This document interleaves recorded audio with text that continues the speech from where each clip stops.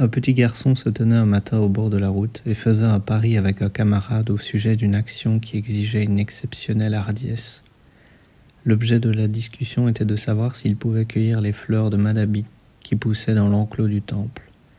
L'un des garçons disait « Bien sûr, je suis capable de le faire », tandis que l'autre soutenait qu'il ne le pourrait pas. Pourquoi une chose qui paraissait si simple n'était-elle pas du tout facile à exécuter ? C'est ce qu'il nous faut expliquer. Joy Kelly Devi, la veuve de feu Madhavanshradra Tarkavashapsati, était l'héritière de ce temple de Krishna. Le professeur n'avait jamais pu, même une seule fois, prouver à sa femme le titre de Tarkavashapsati qui lui avait été octroyé à l'école de sanskrit, le Toll.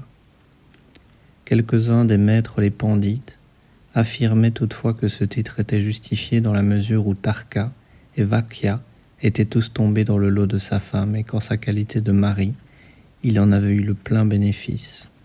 En réalité, Joy Kelly ne parlait pas beaucoup, mais le plus souvent, d'un mot ou deux, ou même sans rien dire, elle pouvait endiguer le plus fort torrent de paroles. Joy Kelly était une grande et forte femme, bien bâtie, avec un nez pointu et une intelligence vive.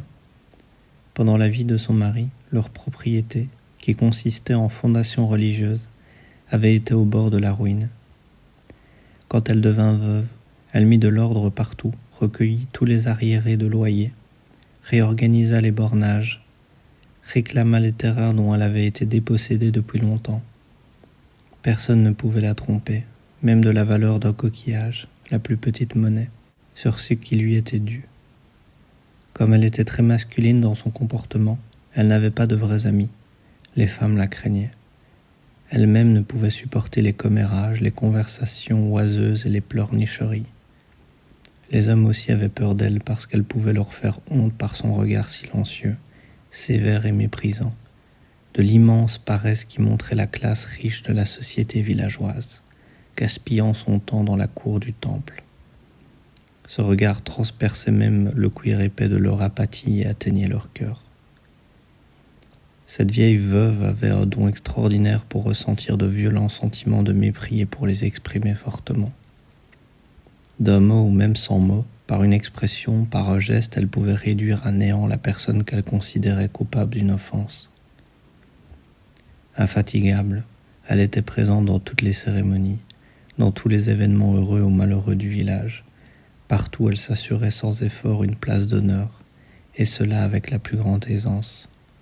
Là où elle se trouvait, ni elle-même ni personne d'autre ne mettait en doute que la plus haute des situations était la sienne. C'était une infirmière très compétente, mais le malade la craignait comme Yama, le dieu de la mort. La plus légère irrégularité dans le régime et le plus léger changement dans le remède éveillaient en elle une flamme de colère qui enfiévrait le malade beaucoup plus que la maladie.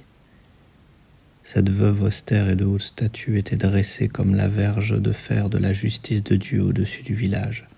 Personne n'aurait osé la traiter avec indifférence, et encore moins l'aimer.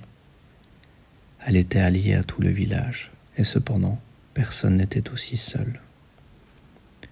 Joy Kelly était une veuve sans enfant, mais elle élevait chez elle 2 neveux orphelins. On ne pouvait dire qu'ils étaient livrés à eux-mêmes, parce qu'ils n'étaient pas sous une tutelle masculine, et qu'ils étaient gâtés par l'affection aveugle et indulgente de leur tante. L'aîné avait 18 ans. Quelques offres de mariage avaient été faites à son sujet et lui-même n'eût pas été indifférent à ses liens. Mais pas une seule fois la tante ne montra la moindre sympathie pour les rêves heureux du jeune homme. Elle ne pensait pas, comme les autres femmes, que les scènes d'amour entre jeunes gens nouvellement mariés avaient quelque chose de charmant et de merveilleux. D'autre part, elle considérait comme inadmissible la possibilité du mariage pour son neveu, qui s'installerait paresseusement à la maison comme les autres hommes de son milieu, et qui deviendrait plus gras de jour en jour, dorloté et gâté par sa jeune femme. Que Pulin commence d'abord à gagner sa vie, disait-elle avec sévérité. Après, il pourra penser à nous amener une femme à la maison. Les cœurs des voisines se brisaient à entendre ces dures paroles de la tante.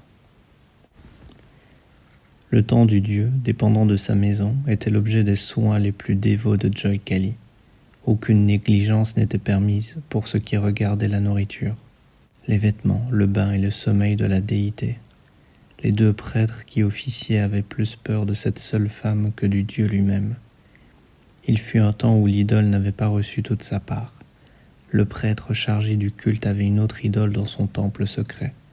Elle avait pour nom Nistarini. Aussi les offrandes de lait, de beurre clarifié, de lait caillé et de farine étaient-elles partagées entre le ciel et l'enfer.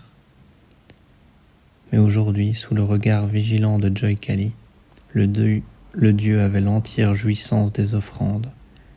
Les fausses idoles durent chercher ailleurs leur moyen d'existence. Par les soins de la veuve, la cour du temple était tenue dans un état de scrupuleuse propreté. Pas un seul bras d'herbe ne s'y voyait. La liane de Madabi couvrait un treillis sur l'un des côtés.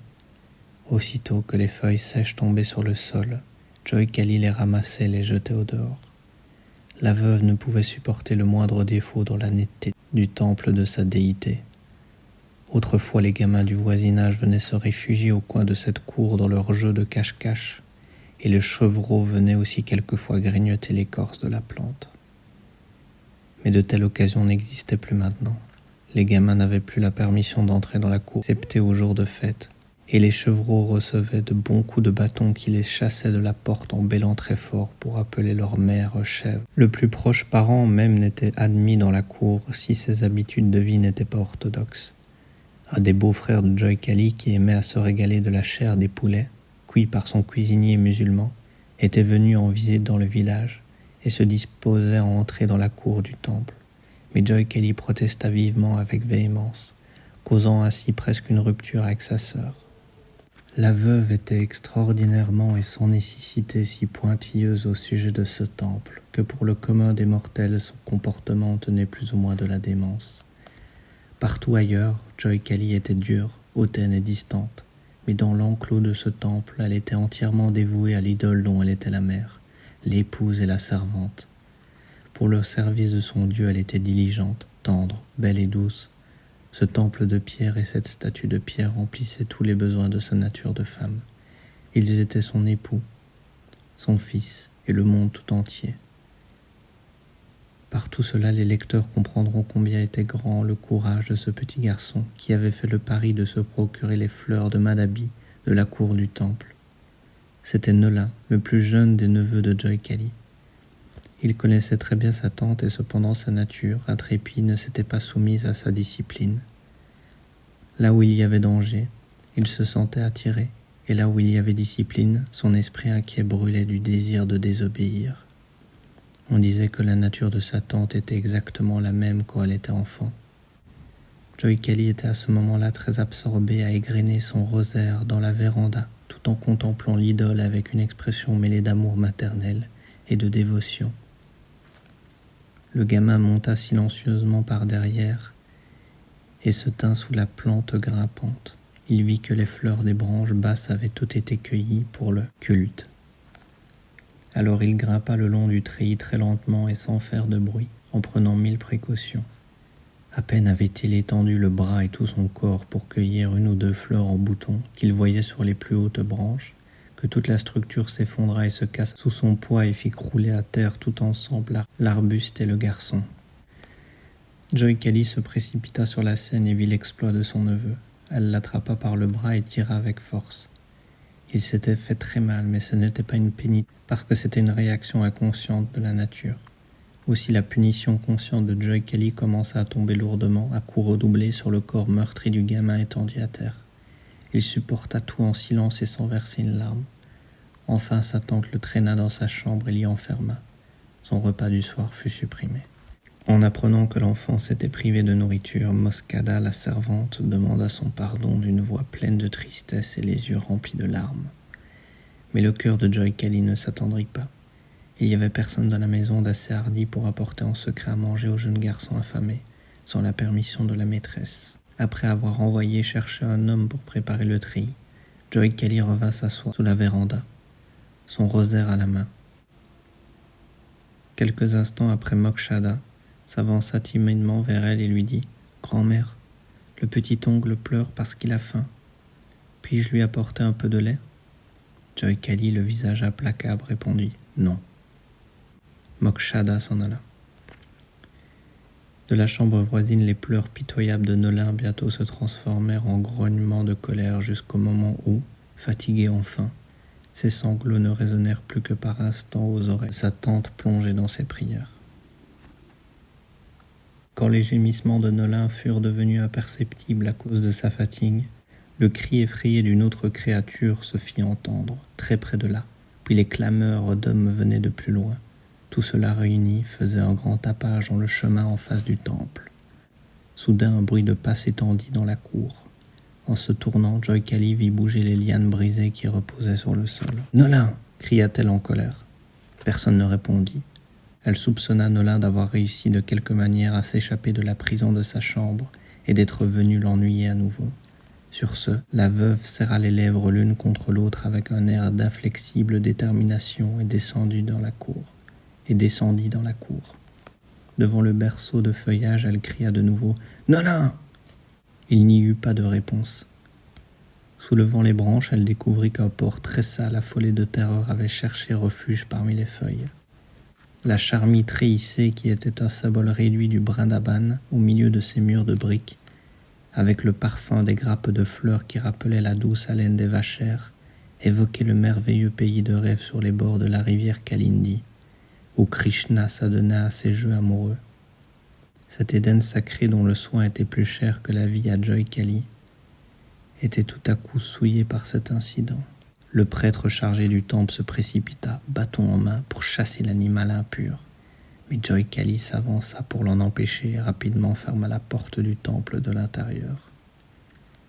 Bientôt après, un groupe ivre de d'hommes arriva jusqu'à la porte et commença à crier, réclamant l'animal de leur sacrifice.